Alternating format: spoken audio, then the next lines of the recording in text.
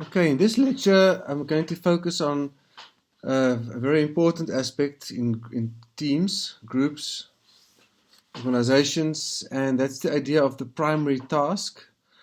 And I'm also going to focus on basic assumptions that are modes of functioning in groups and teams that we often observe.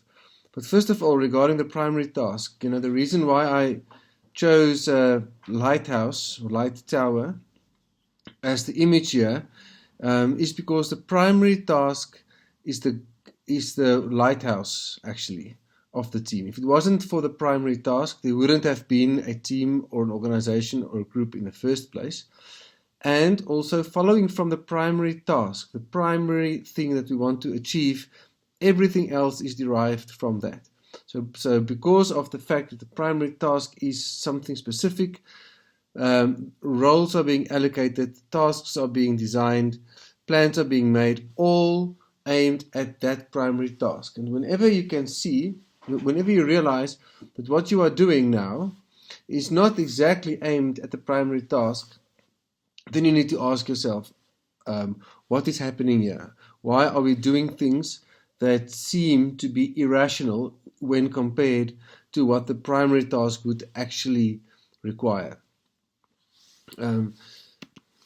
So we see often being spoken about the primary task versus the as-if task. If I say as-if task, it is the team acts as if their task is different from what it actually is. And that assumed task, that as-if task, once you pick it up and realize that the team is actually now behaving as if it has a different task from its primary task, then you can start to hypothesize that there's probably a basic assumption, some underlying shared assumption that has more to do with where the team is at emotionally than reality, which has to do with what the team rationally and in reality has to achieve.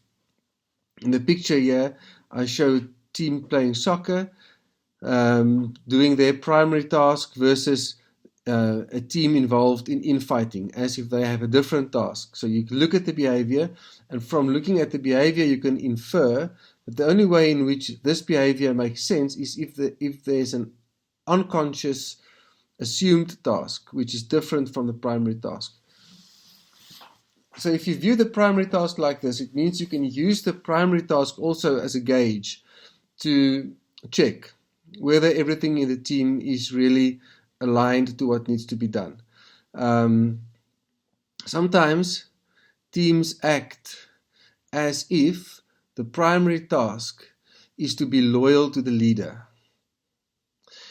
Then, if the actions of people are always towards loyalty towards the leader, it means in such a team you will have very little criticism of the leader's actions and decisions. You will have very little debate or dissent. You'll probably see people defer to the leader to approve things, not wanting to take their own authority to make certain decisions and approve certain things. And then the team is acting as if the task is different from the real task. The real task would be in line with what the business is trying to achieve. But if loyalty becomes the assumed task or the as-if task, it is very possible that very often decisions, even by the leadership, will be made based on this assumed task of loyalty over the primary task of what needs to be done. Sometimes what needs to be done requires the leader to replace one team member with another team member. But the feelings of loyalty towards that first team member could be such that it's never done, that you never choose the best team because of the feelings of loyalty. And it's sometimes quite difficult to that sense that you will betray someone in order to try and do good work. You have to betray some old loyalties. So keep this concept in mind. Primary task versus the as-if task.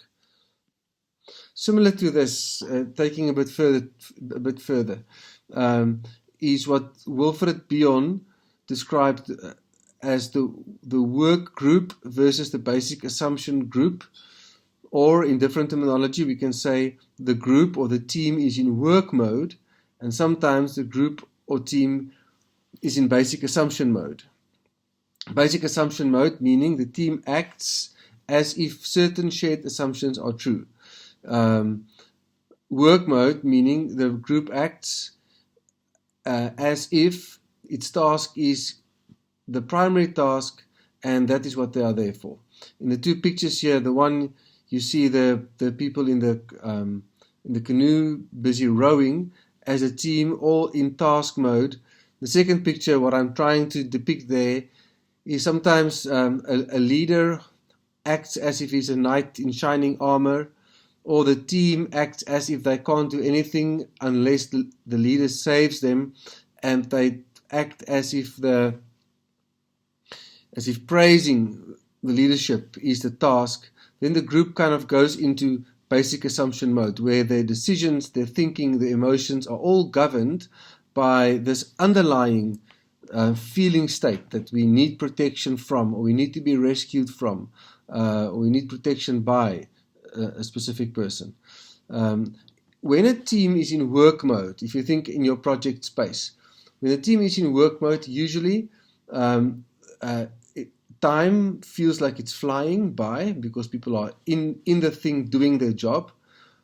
Also, when people are in work mode, you can clearly see the distinctiveness of different team members. You can see how different team members bring different things to the table. People feel free to have conflict when it's around the task or the plans that are being made. When conflict arises, they work through the conflict and they get on with the job. That's what work mode looks like and feels like. Also, you can observe the actions being taken, the decisions being made, and you can see, yes, well, these actions and these decisions seem to flow logically from the primary task of the team. Whereas if the team is in basic assumption mode, it seems as if the team is busy with something else than what is actually required. Usually basic assumption mode is something that teams go into when they have, on an emotional level, they've got needs that need to be met before they can go back into work mode again. So sometimes the team acts as if they need the protection of the leader, and when that happens, it's as if the team members start to lose their individual distinctiveness. They all almost act in cahoots, in collusion with this basic underlying assumption. They don't become visible. They kind of blend in with each other, and it's as if there's this unwritten pact that something needs to be done first before we can move back to work. If you can, okay, let's go on to the next slide. So one of the basic assumption modes is the basic assumption mode of dependency. Bion described this as BA dependency, basic assumption dependency. And what this means is the group acts, or the team acts, as if it needs nurturance from the leader. The group can't survive if the leader doesn't take care of it. And they act as if they are completely dependent on the leader for all their thinking and decisions to be made. They will defer decision making up to leadership. So, I don't know, maybe you've experienced this before. If you are in a team meeting and you are the leader of the meeting and you ask a question and everyone just looks at you and doesn't answer and doesn't participate in the discussion, and then before you know it, you find yourself answering your own question. If that pattern starts to emerge, it's as if the team waits for you to do the thinking, to do the plan making, and kind of recedes into the background, as if it's like one force that you can't penetrate, but the force is just there to compel you to take on more responsibility and to do more plan making, delegate less authority, take some of the authority that you have delegated back onto yourself, in a way then deauthorizing the team, and that over time the team kind of loses its ability to do good work.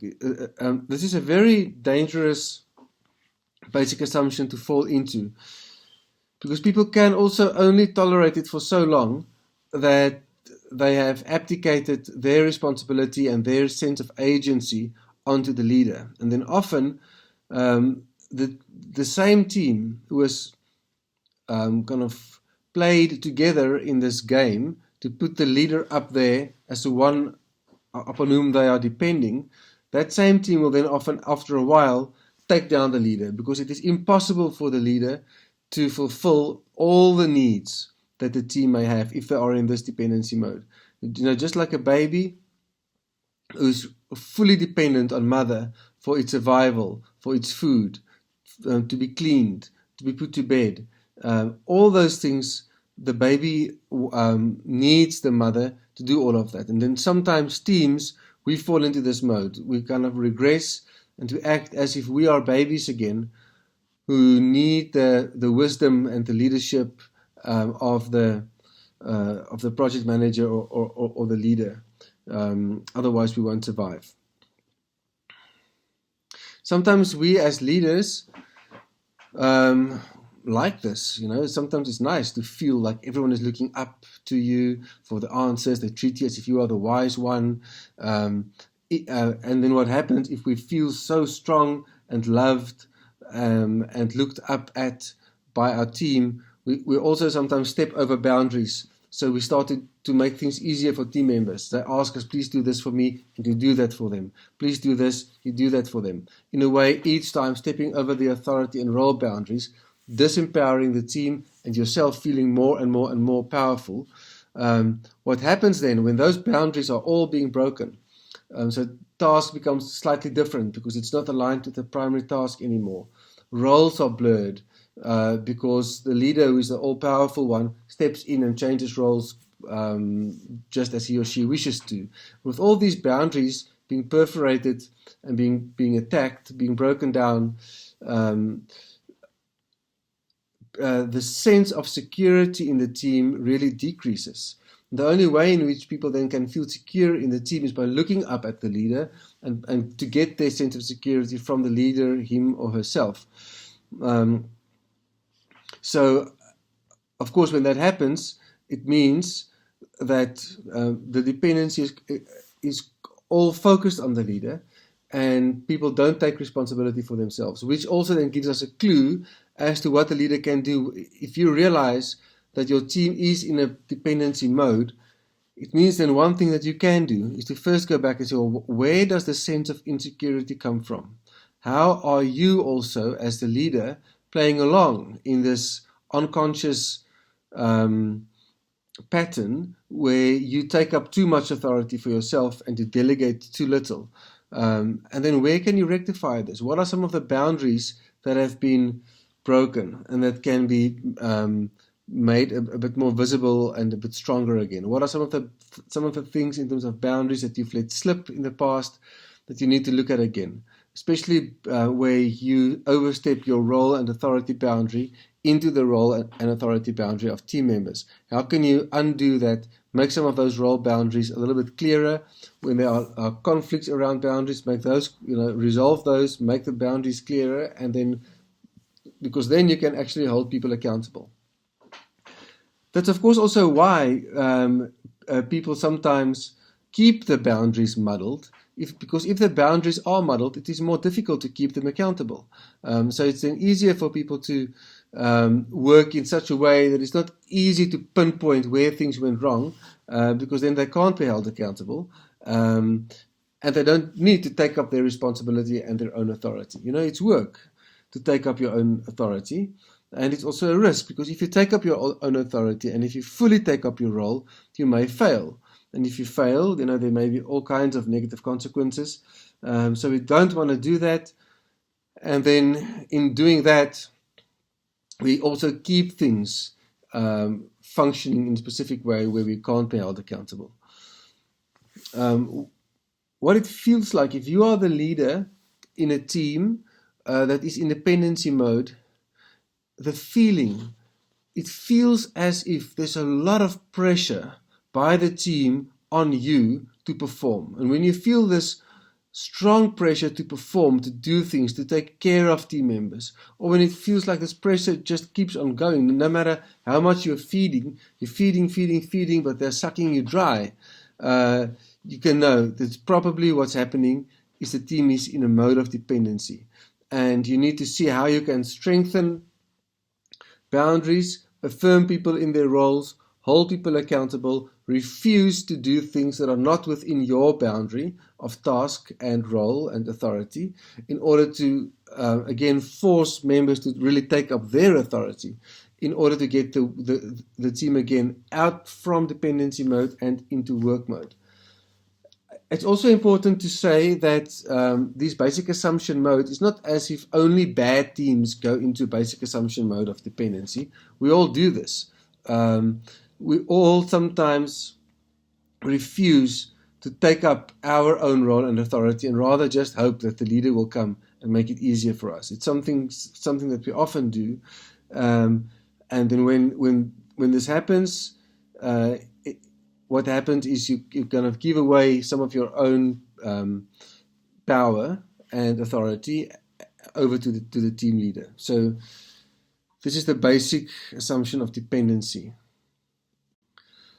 Another basic assumption mode that has been identified by Wilfred Bion is the basic assumption of fight-flight. It means that the team acts as if their task is not to accomplish the primary task, whatever that may be for that specific team, but their task is to engage in infighting or to flee away from danger. This often happens when the team experiences that their core identity as a team is under threat, and what happens is the emotional tone is that of paranoia. So you will see a lot of infighting in the team, also talk that sounds like us, them, they are bad, we are good. So not only infighting, but also vilifying systems that are external to the team. So it's the customer's fault, or it's their department's fault, or senior management is like this and that. And in the team, you'll see a silo mentality. When the one silo says this silo is bad and vice versa, you will see alliances being formed, and generally a feeling that it's not safe and that your colleagues can't be trusted. This feeling of fight-flight, as I said, sometimes it is about the team's identity being under threat. I think if we look at in the country, at the ANC government at the moment, I think it's possible that what happened with the ANC, before 1994, it was easy for the ANC to have a strong identity as a liberation movement. And then post-1994, this original identity of being the liberation movement now stands in a creative tension with what is expected from the organization now to not only be a liberation movement, but to also be a governing political party that's responsible for all kinds of things and all kinds of nitty-gritty things of people's daily experience. And this tension between the old identity and the new identity, between liberation and ruling party, may have caused a whole lot of inner conflict and also infighting. So then you will hear talks of factions and paranoia and not trusting, and all of that means energy is taking away from the primary task of providing leadership and providing governance. And we see this in many teams and in many organizations. Again, when you observe the basic assumption, when you feel what it feels like, so what it feels like in a fight-flight mode is it feels generally unsafe.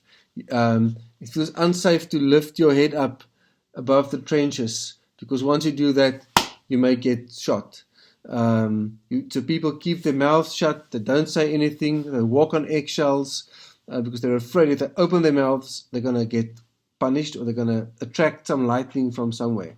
When it feels like that, you can hypothesize that probably your team is in a fight-flight mode, and what you need to do is you need members of your team to start to feel safer in order for them to reach out to each other.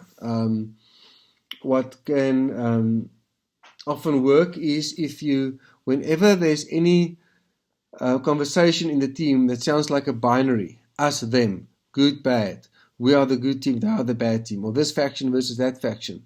When you start to pick up that type of language, that binary language, all or nothing, then you, as leader, just make the conversation a little bit more complex by saying, well, maybe it's not all bad on that side and all good on this side. Maybe we have contributed in some way to what's happening over there.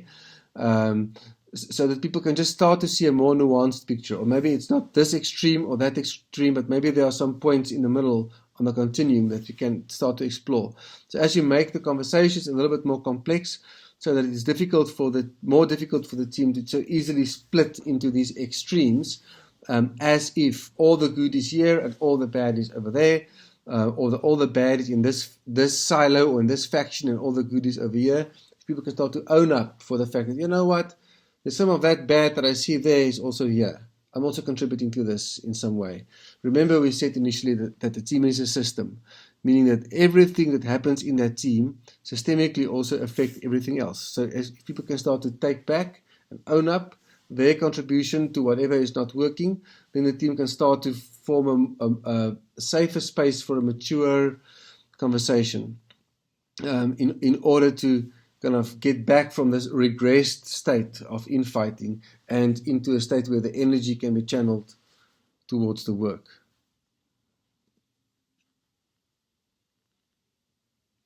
Okay, so let's speak about the third basic assumption state or mode that Bjorn has identified. It's called the basic assumption of pairing. Here, the team acts as if a magical solution will be born from the interaction between two team members, or sometimes between two subsections of the team. So it's almost the same than dependency, where the team acts as if they can't interact or contribute now. These two people in the team, they will come up with a magical solution. And there's a sense of feeling dependent on the solution coming from the magical union of two in the team. As if a Messiah has to be born from the interaction between two members. Messiah must be born, and the Messiah is the solution. Whatever is going to just be the solution for everything. What pairing looks like or feels like, the emotional quality in the team when there's this pairing dynamic is usually one of heightened excitement and expectation. Something really magical is going to be born. So that anticipation and sense of excitement for something magical, that's what it feels like. The risk, of course, is that all the people who are now in this magical mode of expectancy are not also delivering their critical contributions towards the team. And the team is not there. The team doesn't exist to observe a magical union and the birth of a Messiah or a Messiah kind of solution. The team is there to all give their distinct, different points of view, plans in order to make things work. So when you, as team leader, when you see this happening, you can also make it visible. We are now acting as if all of us are stupid. Only the two of them have the solution. Maybe we may be missing something, and open up the conversation to also, in that way, unlock the two in the magical pair, unlock them from that role, so that all the pressure is not on them to come up with something that's going to rescue the team, but so that everyone in the team can take up their own responsibility. Maybe you can see this in your teams. Maybe there's a pattern over time where you can see two specific team members, maybe two of the senior members, or one member from your team and another member from the client's team. Whatever it may be, you can start to see that there's this pattern where there's always these two that are being asked to come up with a solution. And when that happens, you can know that probably you are not in working mode as a team where everyone pulls their own weight, but you're probably in a pairing mode where it's easier for the rest of us to sit back and to hope we're going to see a show now of this magic happening between two people and they're coming with a solution, but rather all of us playing our part in giving the solution. Okay, thank you. This is the end of the discussion on primary task and basic assumptions.